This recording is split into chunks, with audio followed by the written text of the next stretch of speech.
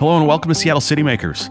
I'm your host, Jon Scholes. Welcome to our latest episode. I'm joined by Marc Dunkelman, an author and fellow from Brown University, who delivered a keynote address at the Downtown Seattle Association's recent State of Downtown event held in February of this year. And Marc just released a book, Why Nothing Works: Who Killed Progress and How to Bring It Back. Marc released that book in early February and has been out and about on MSNBC and CNN, The Atlantic, Wall Street Journal, New Yorker, New York Times, talking about his book, which has been described by Matthew Iglesias as a provocative exploration about the architecture of power, the forces that stifle us from getting things done, and how we can restore confidence in democratically elected government.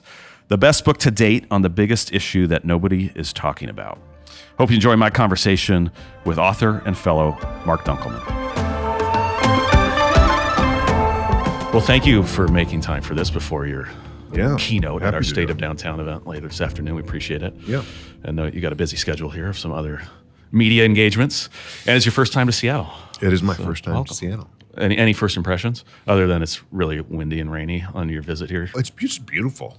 Even just the drive from the airport, just the tall trees and the hills. You know, I grew up in Buffalo, which is largely flat, and so just to be in a place that's extremely flat. Yeah, it's an extremely flat city in the hills. Yeah, no, the whole thing. And I've got a hotel room that gives me a view of 3 bodies of water, I think. And no, it's just it's beautiful here. Yeah, well, we're glad to have you here exactly a week after your book dropped. Released. Exactly right. Yeah, exactly. It feels like it's been 3 or 4, but yeah, it's been 1 week since the book came out. Did you expect the significant attention and media hits that you've done and interviews? I know your publicist probably hoped for all of that, but you've been out there, The Atlantic and CNN and MSNBC, and you're going off to do another MSNBC hit shortly.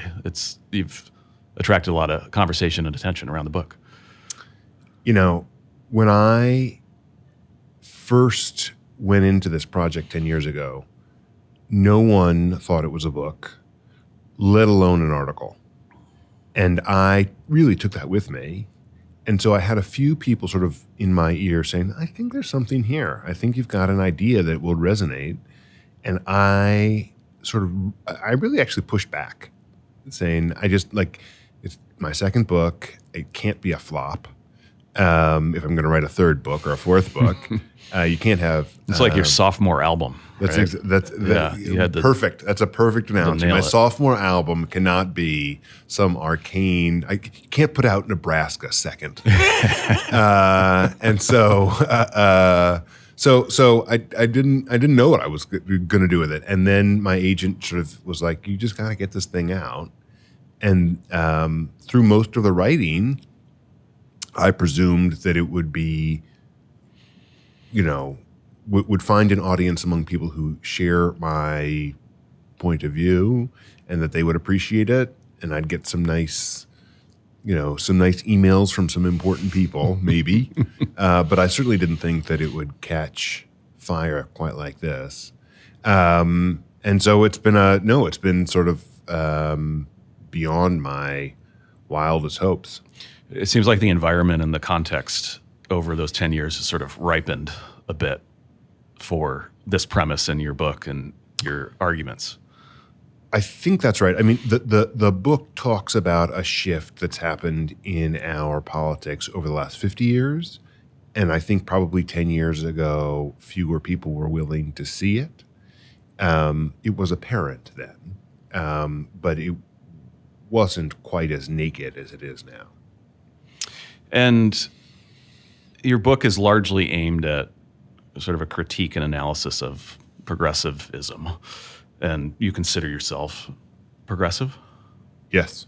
I mean, that word means so many different things to so many people. For however you wish to define it. But yeah, I mean, I am a Democrat. I am a progressive. I use the term in the book to mean everyone who's moderate to everyone who's wildly on the left. I mean it in the broadest sense, so that you think that the world could be better than it is today, and that we ought to proactively try to find that improvement. That's what a progressive is. It's not a conservative.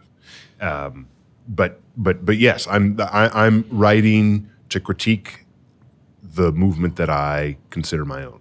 What's been the early reaction from that portion of the political spectrum, especially at this time when you've got Elon Musk and Doge and the far right sort of trying to dismantle government, doesn't want it to work, and you've put out a book I think the headline in the Atlantic piece last week was, and you didn't write the headline, I know, but it was how progressives broke the government, or I'm getting it close, but not exactly right.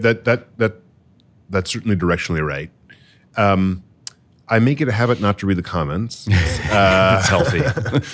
So I don't know exactly how everyone's reading it, but I have not received sort of a substantive critique from anyone who has actually read the book that disagrees. Which is not to say that won't come. And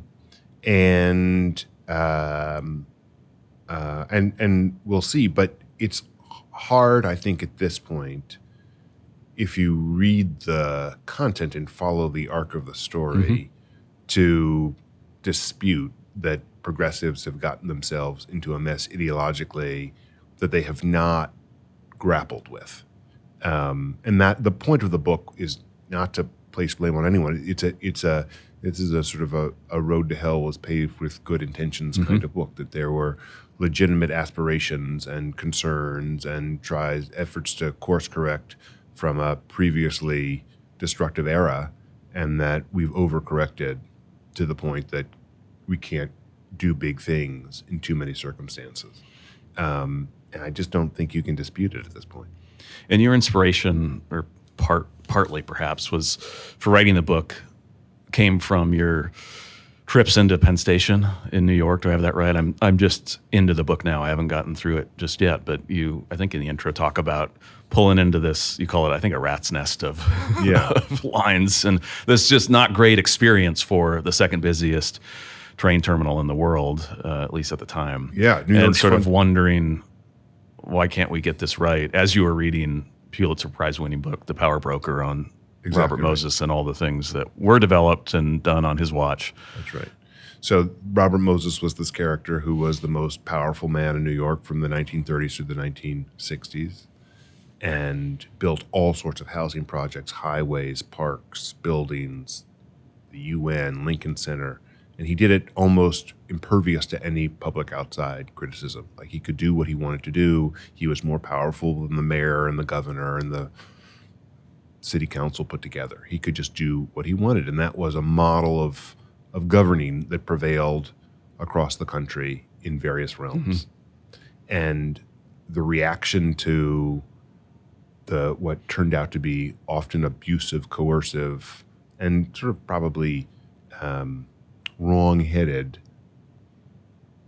projects that he pursued, highways that destroyed neighborhoods, housing projects that weren't commercially viable, et cetera. We created a whole series of new guardrails to prevent a second coming of a Robert Moses character. And we did that in New York, and we did it on the federal level, we did it at state levels, we did it, I'm sure, here in Seattle and in Washington State. We did it everywhere. The American point of view beginning in the 70s really was not that big power should be coalesced so that we can accomplish great things, but rather that big power was itself coercive, and we should divvy it up, disperse it, so that everyone can check anything that's really bad.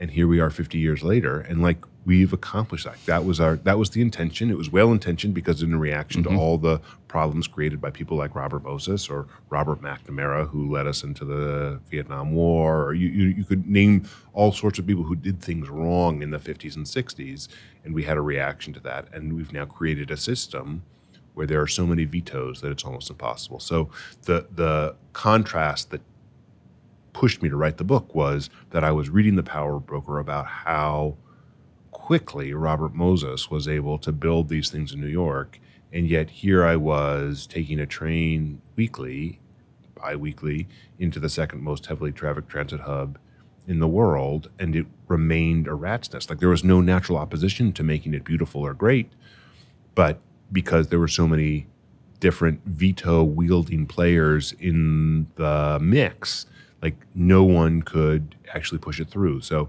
I had been reading about the redevelopment of Penn Station when I had been in college in New York nearly 20 years earlier, and I realized, like, this is still the same horrid experience.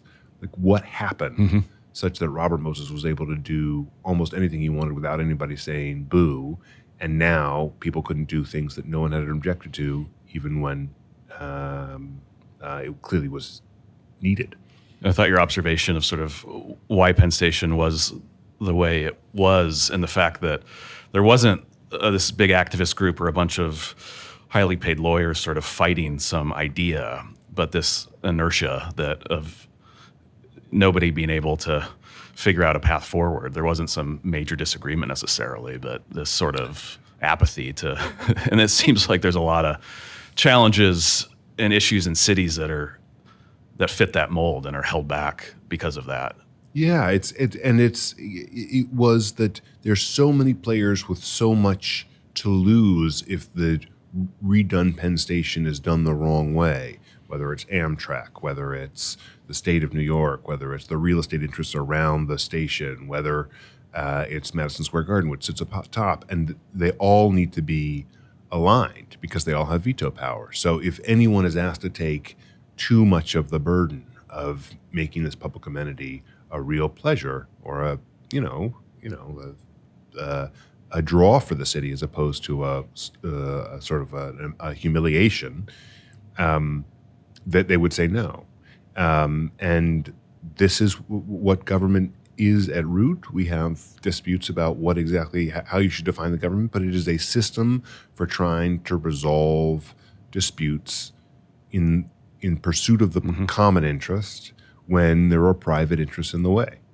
And we've lost, in many cases, the capacity to do that.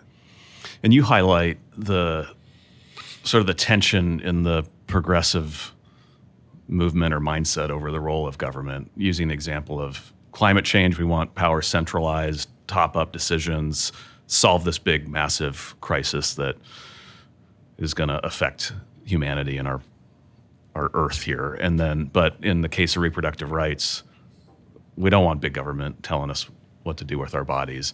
Do you think this tension can be sort of, how do you reconcile it? How do in the progressive wing of the party, how does it get reconciled? And that seems like that is a big part of the challenge here of how do you have a foundational political belief that helps you better sort of sort through where it makes sense and where it doesn't, and where that continuum is. Well, you're exactly right that I believe that progressivism has been, since its birth in the late 19th century, this awkward marriage between what I call a Hamiltonian impulse to take power where it is and move it up into some bureaucracy that can accomplish big things, build a sewer system, erect a bridge, stand up a great school system. Like, you need someone making decisions expeditiously. Like, that's one idea of progressivism. And then there's a second idea, which, exactly as you said, views centralized power as like itself coercive, settler colonial, oppressive, and that we need to take power that is wielded by some entity above us and push it back down to ordinary people so that they can protect themselves. And that tension has existed throughout the movement's life. Like, right at the beginning, there was this question of how do you deal with big railroads, which were the sort of the first big corporations that really could affect people's lives sort of out in the hinterlands of the country. Like, it used to be that there were these island communities and they could make decisions for themselves. And then suddenly there are these railroad executives like on the East Coast who are coming to town. Yeah. And whether they build their railroad depot near your town or not, whether they decide to stop in your town, whether what they decide to charge for freight coming in and out of your town, like, these are the things that determine your life. And if you're in one of these island communities, you've got no leverage on them at all. And so progressivism sort of emerges from this feeling of powerlessness, And with both of these ideas, there's one idea that we should break up the big railroads, that we should try to keep everything small. That's antitrust, that's Brandesian, like that's a whole school of thought within progressivism that people are saying these companies are too big. We need to return to the 19th century way of having local power, smaller businesses, more competition. And then there were others within the progressive movement who said no, like the big companies, that efficiency, that scientific expertise that you can wield to have a big railroad or eventually a big steel plant or whatever it is. Like we need big bureaucracies that can regulate these big entities. And so like right from the beginning, these two impulses have been there, and they've been jousting with each other in sort of a yin and yang fashion since the very beginning. And the book traces these moments throughout our history where the balance shifts. The big shift is during the 60s and 70s. We go from really believing as a movement that almost every problem can be solved if you just sic a bunch of well-heeled experts, what would come to be known as the establishment, on the problem. Like that was really the mold that we used, and that was, John Kennedy's inaugural address, the sense that he brought in the quote-unquote best and brightest. That was the sort of apex of that view, that we have a Hamiltonian view of pushing power up. And since then, beginning in the 60s, 70s, the Jeffersonian view emerged in reaction to all the problems like Robert Moses and Robert McNamara. And the prevailing view was, how do we, put guardrails around big bureaucracies? Both of these well-intentioned, both of them, both Hamiltonian and Jeffersonian impulses reacting to real evidence of problems in people's lives. And the question right now is not one of whether we need one and not the other. It is, how do we balance the two in a reasonable way? Because my argument in the book is that we've so thoroughly learned the lessons of Robert Moses and of the perils of big government that we've made it so that government now can't work at all. And everybody knows it and sees it and sort of largely agrees. I mean, you look across the country and in the polling that we see and other research, right? That even if you want it to work, you don't believe it's working. That's absolutely right. And you see it just in the sense that, they've been talking about doing Penn Station for all these years and it hasn't gotten done, or they've been talking about doing this bridge or this expansion, or you see it in the housing market. Like, people understand, like, the reason the housing prices are through the roof is we're not building enough across the country. I think Seattle's a little ahead of the game vis-a-vis some of its municipal competitors, but it's a low bar. But right, exactly right. We're beating San Francisco. But you hear the stories in San Francisco, and understand what's happening is not that like there's not demand for housing. That it's not that there aren't developers. It's not that there isn't money waiting in the wings to build new housing. It's that we've created so many checks in the system that the person that wants to build housing that can't clear the gauntlet. And those are all reactions to the fact that, in the 40s, 50s, early 60s, there were these characters who were willy-nilly evicting people for urban renewal or for highways to be built, or that were mistakes of highways. And there's sort of this teeter-totter. And, it's so unfortunate that in our political discourse, which is, we all have such short attention spans right now, the impulses, it's the other side's fault, or just sort of blame and point fingers. This is a structural problem that again, born out of good impulses on both sides. Like, there really were problems in the 50s and 60s of abusive characters doing terrible things. I think on the water, a highway was built here on the waterfront. Yeah, we had a double decker. We almost had another highway that cut through the eastern part of our city. Yeah, that didn't get built, but but cleared out a big old park and correct. Bunch of houses and now you're reclaiming. You've deconstructed, and just in the same way that the Embarcadero Expressway in San Francisco was taken down, and that's a big success. So we're beginning to unwind from some of that, but the detritus of the desire to prevent some big, powerful, fedora-wearing, charcoal suit-wearing man like Robert Moses, but wearing a frown to let you know how important he is. Like, that that impulse to sideline that sort of character in our civic life is now so strong that even the people that are well-intentioned feel frustrated. And even more pronounced on the West Coast in many ways, I would suggest, with a very permissive initiative process in Washington State, Oregon, and California, and public disclosure laws, and this sort of tension between where we centralize power and allowing sort of the people through signature collection and other means to sort of challenge the decisions in their state legislature or wherever they may be. And we've sort of that jousting you talk about between the two perspectives in the progressive movement seems to be even more pronounced on the West Coast, and also leading to perhaps worse results, whether it's around housing or high-speed rail or addressing homelessness and drug use, et cetera.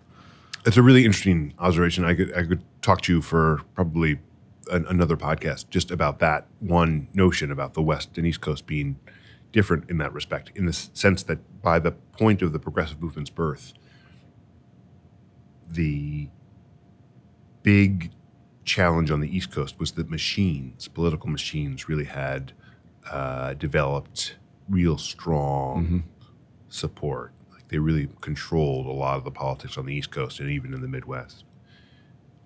The West Coast had not yet developed those machines. So the hope that the progressive reforms on the East Coast were mostly to sort of tampen down the power of machines. Here on the West Coast, where there weren't machines, the fear was that big corporations would come in and basically buy the legislatures. So progressives on the West Coast were wildly for public referenda. That's exactly right, which is a classically Jeffersonian effort. On the East Coast, the effort was more often to create blue ribbon commissions, which is a classic Hamiltonian effort to move power into public authorities that would be... Get the experts in the room. In the room, and they would make the big decisions like independent of the bosses. So you're absolutely right that if you read a textbook about what was the progressive movement about, they will walk through a litany of 10, 15 ideas: women's suffrage, income tax, et cetera, et cetera. They will say in that litany both blue ribbon commissions and public referenda, without anyone ever acknowledging, it seems to me, that those two reforms point in two entirely different positions about who should get to decide stuff. One is ordinary people, one is experts. One is classically Republican in the sense that we would have elites choose on a blue ribbon commission. One is classically Democratic in that an ordinary person who would have a vote on it. And I guess it didn't occur to me that you would say this on the podcast, but that it is worse on the West Coast. I mean, the sense of frustration that government doesn't work prevails almost not everywhere. Unique to... It's not, but you are right that the scourge of referenda and recalls, whatnot, is particularly prevalent over here, just because of that of the moment that this movement emerged in this particular geographic region. And it's interesting too that certainly in Washington, but also in California, power is in the hands of one party and has been for quite some time in the different branches of government in Washington State. I mean, we got bluer in this last election as most of the rest of the country went more red. But so there's not an oppositional party necessarily standing in the way of solving some of these problems. I mean, you'll say that. I'll bet that we could find a few folks in Washington State who would blame Republicans for all the problems we have today. My book does not absolve conservatives of their role in this, but I think that there is an element of us needing to take into account, Democrats and progressives, the role that we've played just in not thinking through how we should balance these two well-intentioned impulses. And you do address sort of the role of conservatives in all of this, and and the far right that doesn't really want government to work in many ways and are trying to dismantle it. So you don't absolve them, and neither would I. There's a role here. It does seem like you're challenging what some on the left have said for quite some time as far as why isn't government working as well as we'd like it to. It's because we've got too much money in politics and gerrymandering. And I mean, that has largely been sort of the explanation for it. You know, we'd like to do better, we'd like to do more, we'd like to solve this problem, but for you reject at least the significance of those two. I mean, I don't want to suggest that members of Congress aren't spending an inordinate amount of time trying to raise money to be reelected, or that the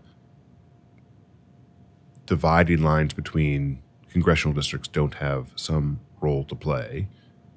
But give me a break in the sense that like money has always been part of politics. Read any of the books on Lyndon Johnson in the 1960s or the 1950s when he was in the Senate, arguably the most productive period in American legislative history, like during his tenure and then as president, just passed an incredible number of bills, made incredible changes, and like he was made powerful because of money in politics. Like he knew how to manipulate the independent oil money out of Texas, and he used that as a cudgel to do all sorts of things. So it's not as if the money is a new thing in American politics. So it's hard to argue that like that's the change.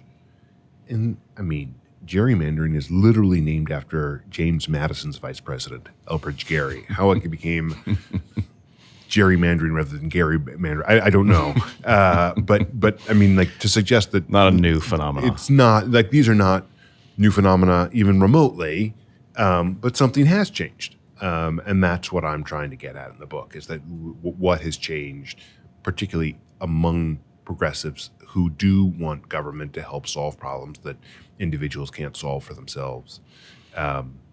What has changed in our thinking and our impulse. And the core argument is that we've developed sort of a cultural aversion to power, that anyone who wields power in our view is now almost reflexively viewed as suspect or you name any two people in any dispute, and the progressive view somehow has become that the person with less power is right and the person who with more power is oppressing them. And that's certainly true in certain circumstances. And we should be aware of it. We should be on guard, and people should have rights and et cetera, et cetera. But it's not true in all circumstances. And it can't be that as the movement, as a political movement whose view is that we want government to solve big problems, our view can't be that whoever wields power is bad. Like that's a contradiction in ideology that you just can't get past. So the moment we erect a bureaucracy to solve a big problem, that bureaucracy is already viewed as coercive. Like it's bananas. They're the oppressor now. Right. The moment that we win, we lose. And that's just no way to get about solving things. So which is not to say that we should create the fountainhead and let some bureaucracy rule our lives. And it is not to say that we all ought to give up our individual rights, or that there should be no protections against someone who's worried about what their neighbor's going to build on their lot, or that there should be no protections against cutting a transmission line through a forest. Like we should be having these discussions, but they need to be done in a balanced, thoughtful way so that we're neither ignoring the concerns of people who object to a big idea, and nor are people with more minor objections, even if they're legitimate objections, able to curtail the problem or use delay upon delay, litigation upon litigation to stop things from moving forward.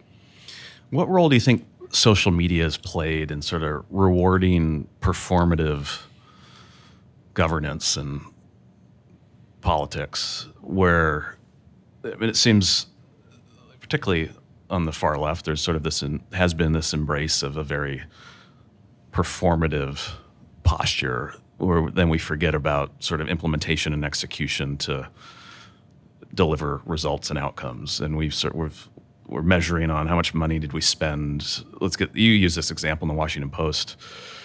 a couple weeks ago in an op-ed you had of talking about the infrastructure bill, and we were promised, I think, 1,500 EV chargers across the country. We've delivered 58. But what role do you think social media has played a role in sort of warping government away from a focus on results and execution to this sort of immediate reward for the ideology I espouse, the philosophy, the press release we can stand behind, and to then sort of be able to kind of get away with it? I don't think that social media has been particularly helpful, certainly in that regard. Ultimately, the question in my mind is who gets to decide things and what are the forces acting on the person that gets to decide. In the old days, when Robert Moses was incredibly powerful in New York, and he proposed to build the Cross Bronx Expressway, which was going to cut through all these vibrant working class neighborhoods. It's the most famous story from The Power Broker. Everyone opposed it. There were letter writing campaigns. There were associations that built up. There were all the things that social media today would have done were done. The borough president was against him. The mayor was against him. Everyone was against him. And he was impervious to all of that. Today, yes, there's social media, which is sort of a new mechanism to put all that pressure on Robert Moses. But the thing that's really different is there's no Robert Moses figure who can make the decision despite the social media. So We fundamentally changed the system. Yes, the decision is so full of veto points. There's so many people that can say no. You've called to it this, the that, vetocracy, right? Yes, Yeah. Yes, we've created again for good reason. We've created all sorts of mechanisms to make sure that people who would have been bulldozed without anyone paying a second mind in 1954 can now stop a project, and that's on the whole probably for the good. Like, it shouldn't be that someone is ignored as their home is bulldozed in the name of some effete, grizzled old man's preference for having a highway in that spot. But it can't be that when a lot of people have considered the pros and cons of either building the highway or the train line or the housing or the transmission line versus this one guy's old house, we need to be able to have a rational, thoughtful discussion about the balance of public interests here. Like, is this guy and his house and preserving this beautiful old home that maybe has a historic preservation designation, et cetera, is that worth not being able to bring in, several megawatts of clean electricity from hydropower or from wind power or from sun power into a place that is otherwise dependent on fossil fuel burning generation? And that's not a social media problem, right? Like it will be that the people who believe in preservation or the people that are in the community that don't want to have the new transmission line go past near their elementary school, they will organize on social media. But there was all, read There are other means and mechanisms. Yeah, there are always been ways for people to protest. The question is, what is the decision-making mechanism that ends up being the governing the governing structure that allows for the progress or not? I want to conclude with our two standard questions, Mark. One is, what was your first job? We took a paycheck. Yeah, well, I was a paper boy in Buffalo, New York. Does that? So middle school. Yeah, that was a real job. Winters too. Yeah. They dropped the papers off, and frequently they. So I trudged through the snow and delivered the paper. Were there days you missed the route because of the weather? There were too many days that I missed it. Yeah, I may have found some unhappy customers there. I don't think they let me go, but yeah, delivering the paper in Buffalo, New York wasn't easy. On those days where you had big snow, did you have to carry the paper all the way to the door? You couldn't just chuck it up there; it'd be in the snow drift. Were you trudging through their unplowed driveway? It's been a long time. I mean, Smallwood Drive, Amherst, New York. We have to go back to the tape. I don't know how diligent was I as a 9-year-old? You were delivering great service. No doubt. No doubt. Great service. Great service. So I guess that's my first paid job. And then our final question, we were joking last night. This one's not that fair for you, and maybe we'll modify it to Providence. But your perfect Saturday in Seattle is usually the standard question for our Seattle city makers. I can answer it, but you've had 18 hours to decide this. So I have to. I'm going to say this. This is maybe perhaps a strange answer. I don't get that big a kick out of traveling because like looking out the window and looking at different things is not that interesting to me. I do have two very close friends who live here in Seattle who I don't get to see enough: Marla Goodman and Jay Zink. And they are here. And so I think like actually spending time talking to them, like that is a joy. Yeah. And so it doesn't matter where we were. So my perfect day in Seattle is to spend like a day with Marla and Jay and their dog and tooling around their neighborhood and seeing the things that they do and their favorite coffee spot and whatever they like to have for lunch. That would be a great day. You live through their perfect Saturday. Correct. That sounds all right. Correct. Yeah. You're going to probably have to tour this book and travel some. Yes, coffee is coffee no matter where it is. So I'm happy. Whatever it takes to move product, I'm happy to do. But if I could do it all from Zoom, from Providence, I would. Though, I mean, I have loved my time in Seattle. Seeing it has actually been a thrill. So I'm glad to have been here. Well, we know you got to get to MSNBC and hopefully move some more books over the airwaves, and look forward to your remarks this afternoon at our event. So thanks for making time for this. I'm pleased to do it. So pleased to be here. Excited to meet more people in Seattle. Well, hope you enjoyed my conversation with Marc. Appreciate him making the time to join us on Seattle City Makers. We always appreciate the opportunity to have great minds that are passing through town spend a few minutes with us on the podcast. And he delivered a terrific keynote at the State of Downtown and continues to have just terrific success in forcing needed conversations around our country in the tours he's doing around his new book.